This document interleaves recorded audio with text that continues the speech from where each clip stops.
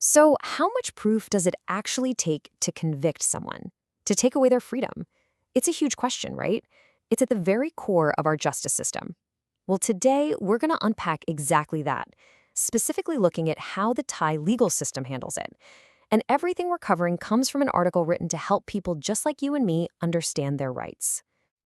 Okay, so let's get right into it with the big question. When you hear about a criminal case, what do you picture? Is it some bombshell piece of evidence that cracks the whole thing wide open? A last-minute confession? Well, the real answer is a lot more methodical than that. It's a structured process that police, prosecutors, and judges have to follow every single day. Right, so it's not like there's one simple answer. Instead, think of it as a journey, or maybe like climbing a ladder with 4 rungs. Each rung represents a higher level of certainty. And to make it really clear, we're going to follow a single case from start to finish, kind of like a detective story, and see how that standard of proof just keeps getting tougher and tougher at every step. All right, first up, levels 1 and 2. This is all about how a case even gets started. It's usually not with a big bang, but with something small, a mere suspicion. We're going to see how that little whisper can build into something solid enough to justify an actual arrest warrant.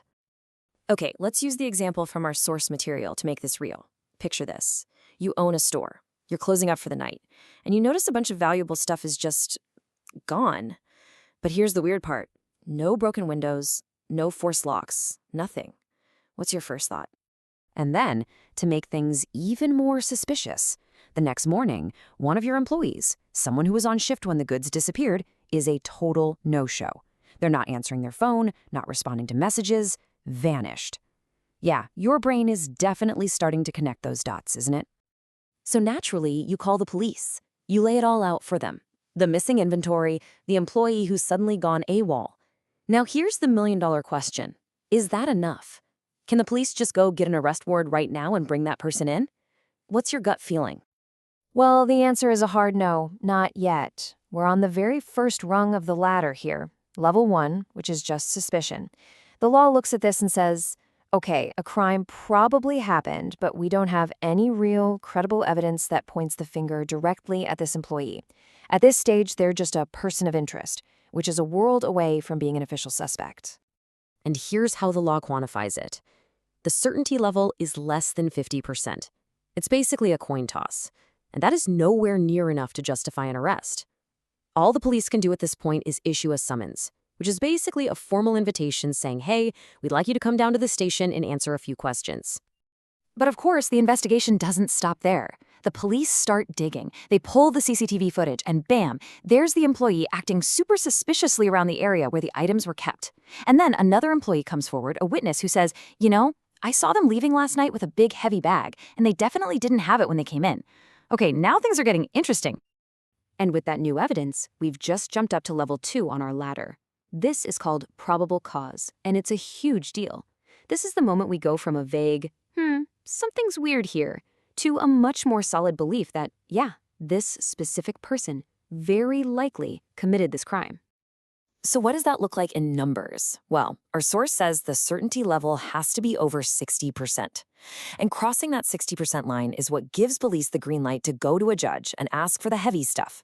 An arrest warrant, a search warrant for their house, maybe even a warrant to freeze their assets. It's a massive step up in power. Okay, so let's put these side by side. Level 1, you're just a person of interest with under 50% certainty, and you might get asked to come in for a chat. Level 2, you're now a formal suspect. We're over 60% sure it was you, and you could be facing arrest. See the difference? That jump is a critical firewall in the system. It makes sure the state can't just start arresting people without some pretty solid evidence. All right, an arrest has been made, but we are far from done. The case now leaves the hands of the police and lands on the desk of a prosecutor. And you can bet the standard for evidence is about to get even higher as we move into levels 3 and 4. This is level 3, sufficient for prosecution. The prosecutor gets the case file from the police, and now they have a really important job. They have to decide if this case is strong enough to actually survive in a courtroom. They're not just thinking, did this person probably do it? They're thinking, can I prove it to a judge? And check this out. The certainty bar jumps again, this time to over 70%. So even though the police had enough to make an arrest, a prosecutor can look at the same file and say, nope, not good enough for me. If the case isn't hitting that 70% mark, they can send it right back to the police and tell them to go find more proof. It's another really important filter to stop weak cases from clogging up the courts. So what does more proof even mean? Well, they're trying to make the case absolutely airtight. We're talking about the deep dive stuff. As the source explains, this is where they might analyze financial records. Did a big chunk of cash suddenly appear in the suspect's bank account? Or they'll trace the GPS data from their car or use cell phone tower data to pinpoint their location. This is the hard digital evidence that builds a really strong case. And now, after all that, we've arrived at the final stage, the top of the mountain, the courtroom.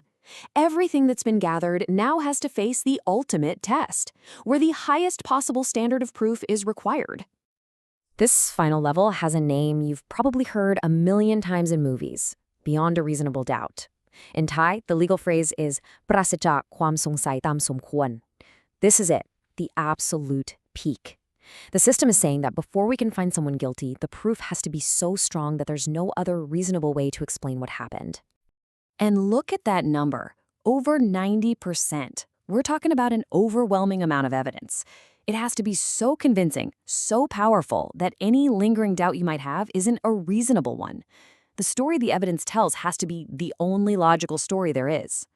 So to really understand what over 90% looks like in the real world, this source gives this great example of a perfect assault case. Imagine you have the victim pointing and saying, "That's the person." You have crystal clear CCTV from multiple angles that shows the whole thing go down, no breaks. You find the weapon. You have a witness, a total stranger with no reason to lie, who saw it happen. And the doctor's report says the victim's injuries are a perfect match for that weapon. That's the kind of airtight case that gets you past 90%. So, after going through all 4 of these levels, you might be wondering, why does this whole thing matter so much? Well, it's not just some technical legal process. This system is designed from the ground up to do one thing: protect all of us. But here's a really smart final point from the source, a bit of a twist. They add a word of caution. If a case looks too perfect, if every single piece of evidence lines up without a single flaw, that can actually be a red flag.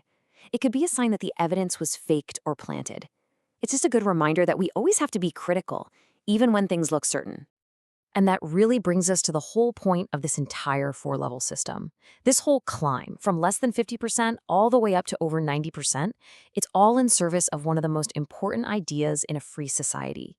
You are presumed innocent until proven guilty. This whole structure is a shield, and it's intentionally designed to be incredibly difficult to get past, all to protect innocent people from being wrongfully convicted. So I'll leave you with this question to think about. We've talked about this system as a shield, one that protects our freedom from the massive power of the government. So now that you know how that shield is built, how each level adds another layer of protection, does that make you feel more confident, more secure in your own rights?